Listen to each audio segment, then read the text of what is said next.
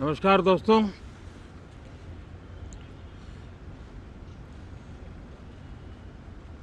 Monsoon सत्र में आप सभी मीडिया जगत के लोगों का स्वागत है। साथियों, मानसून नवीनता और नवसर्जन का प्रतीक है और अब तक जो खबरें मिली हैं, देश में मौसम बहुत ही अच्छे ढंग से आगे बढ़ रहा है। कृषि को लाभदायक मौसम की खबरें हैं और बारिश किसानों की अर्थव्यवस्था, देश की अर्थव्यवस्था, ग्रामीण अर्थव्यवस्था और इतना ही नहीं, हर परिवार की अर्थव्यवस्था में एक बहुत महत्वपूर्ण होता है। अब तक जो मुझे जानकारी दी गई है उस हिसाब से पिछले 10 वर्ष में जो पानी का भंडार हुआ है इस बार, वो करीब करीब 3 गुना हुआ है, जिसका आने वाले दिनों में भी देश के अर्थतंत्र को बहुत लाभ होगा। साथियों, ये मॉनसून सत्र राष्ट्र के लिए ये बहुत ही गौरवपूर्ण सत्र है। ये मॉनसून सत्र राष्ट्र के लिए एक अपने आप में विजयोत्सव का रूप है।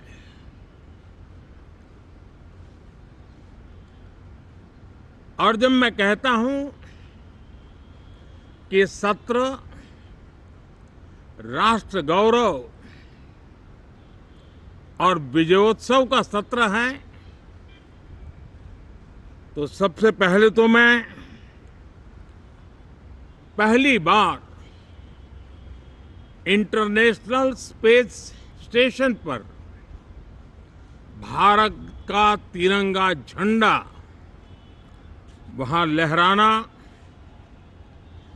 ये हर देशवासी के लिए गौरव की पल है। देश में साइंस टेक्नोलॉजी के प्रति,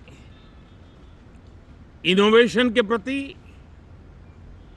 नया उमंग और उत्साह भरने वाली ये सफल यात्रा रही है और पूरे संसद,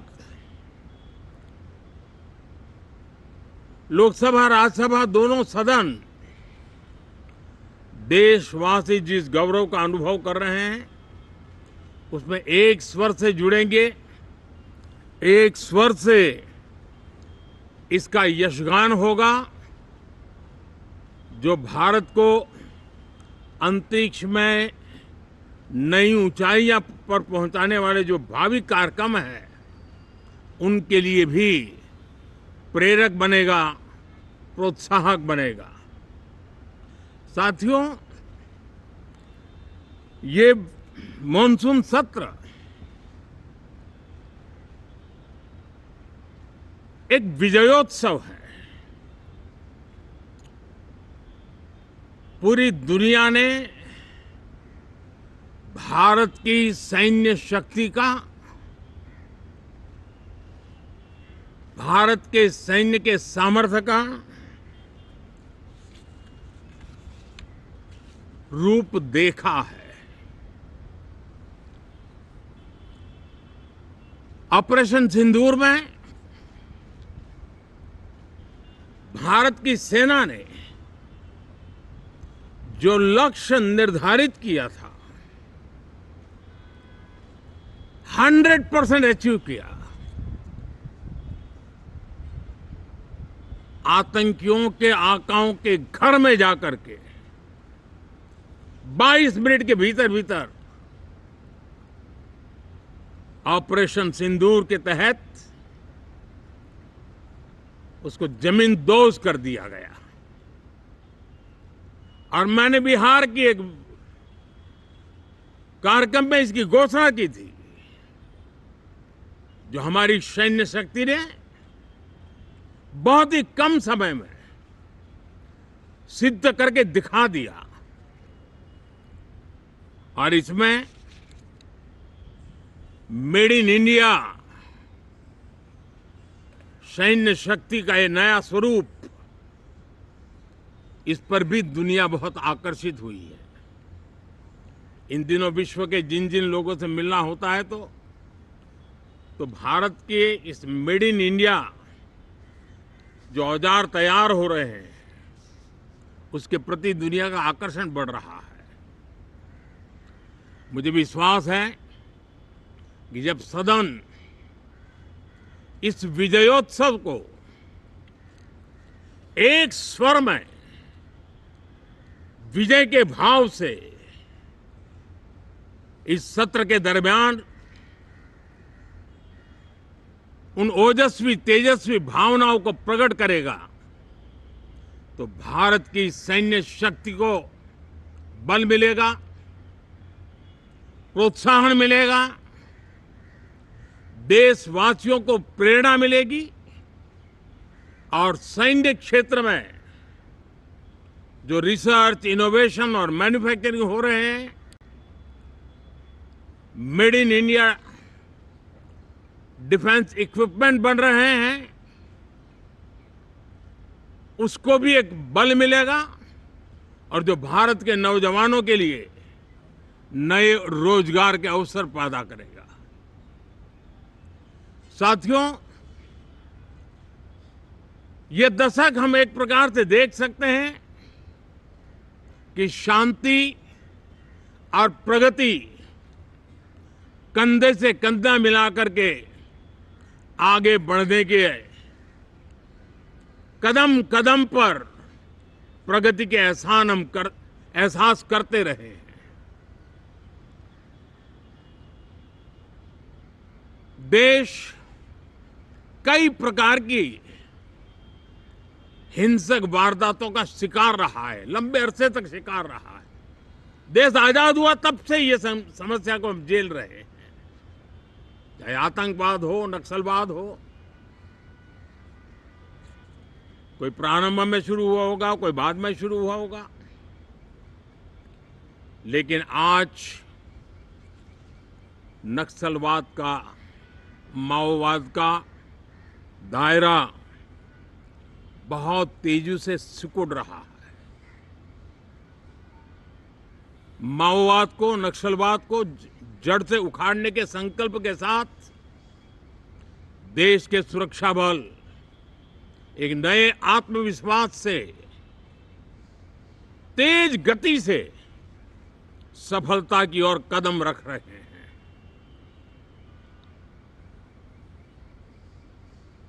और मैं गर्व से कह सकता हूं,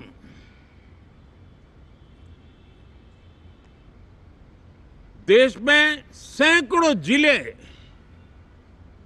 नक्सल की चपेट में से निकल करके आज मुक्ति का सांस ले रहे हैं। हमें गर्व है कि बम, बंदूक और पिस्तौल के सामने हमारा देश का संविधान जीत रहा है, हमारे देश का संविधान विजयी हो रहा है। देश के उज्जवल भविष्य के लिए साफ दिख रहा है कि कल तक जो रेड कॉरिडोर थे, वो आज ग्रीन ग्रोथ जोन में परिवर्तित होते नजर आ रहे हैं। साथियों, एक के बाद ऐसी घटनाएं देशभक्ति के लिए, देश की भलाई के लिए संसद में पहुंचे हुए हर माननीय सांसद के लिए गौरव का पल है। और संसद के इस सत्र में ये गौरव गान पूरा देश सुनेगा, हर सांसद से सुनेगा, हर दल से सुनेगा। साथियों,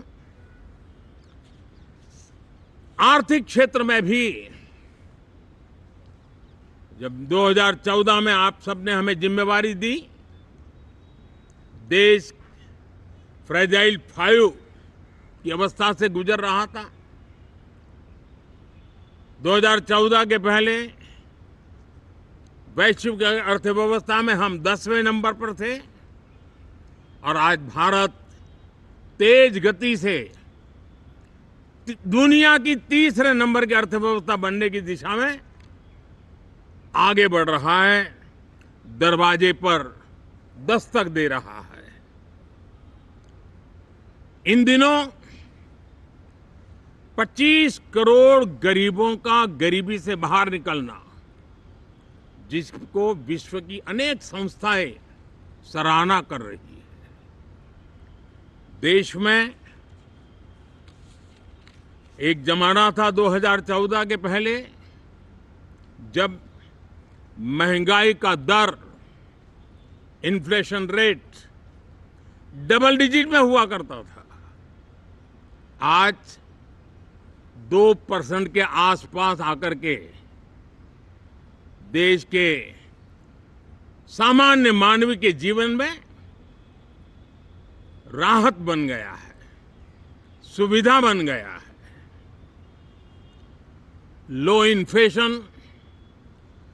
लो इन्फ्लेशन के सामने हाई ग्रोथ एक अच्छे विकास यात्रा की दिशा है। साथियों, डिजिटल इंडिया,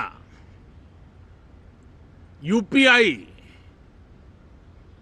आज भारत के एक नए सामर्थ्य को दुनिया देख रही है, पहचान रही है और ज्यादातर देश में उसके प्रति एक आकर्षण पैदा हो रहा है।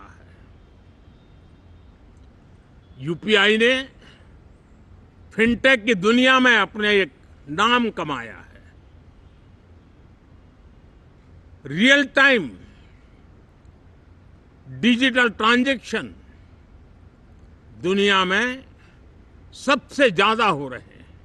दुनिया में जितने हो रहे हैं, अकेले भारत में उससे ज्यादा हो रहे हैं। साथियों, पिछले दिनों इंटरनेशनल लेबर ऑर्गेनाइजेशन का एक वैश्विक समागम था और उसमें भारत ने बहुत बड़ी ऊंचाई प्राप्त की है। आईएलओ का कहना है कि 90 करोड़ से ज्यादा लोग भारत में अब सोशल सिक्योरिटी के दायरे में हैं। ये अपने आप में एक बहुत बड़ा अचीवमेंट है। उसी प्रकार से वैश्विक संस्था WHO ने ये कहा है कि भारत अब आंख की जो बीमारी आमतौर पर बारिश के सीजन में ज्यादा देखी जाती थी, ट्रैकोमा, अब भारत को WHO ने ट्रैकोमा फ्री घोषित किया है। तो आरोग्य के क्षेत्र में भी ये अपने आप में एक महत्वपूर्ण भारत के लिए सिद्धि है। साथियों, पहलगाम की क्रूर अत्याचार, नरसंहार, पूरी दुनिया चौंक उठी थी। आतंकवादी और आतंकवादी के आके दुनिया का ध्यान उनकी तरफ केंद्रित हुआ था और उस समय दल हित छोड़ करके देश हित में हमारे ज्यादातर दलों के प्रतिनिधि, ज्यादातर राज्यों के प्रतिनिधि विश्व भ्रमण किया, दुनिया के अनेक देशों में गए और एक स्वर से दुनिया के सामने आतंकवादियों का आका पाकिस्तान को बेनकाब करने का एक बहुत सफल अभियान चलाया। मैं आज राष्ट्रहित में किए गए इस महत्वपूर्ण कार्य के लिए उन सभी सांसदों की सराहना करना चाहता हूं, सभी दलों की सराहना करना चाहता हूं और उसने देश में एक सकारात्मक वातावरण पैदा किया। विश्व ने भारत की बात को स्वीकार करने की दिशा में अपने मन के द्वार खोले और इसके लिए ये हमारे सांसदगण, हमारे राजनीतिक दल सराहना करने के मेरे लिए सौभाग्य है। साथियों, हम जानते हैं कि ये स्पिरिट, एक स्वर, एक एकता का वातावरण देश को कितना उत्साह से भर देता है। विजयोत्सव का ये पर्व इस मॉनसून सत्र में भी उसी भाव से प्रकट होगा।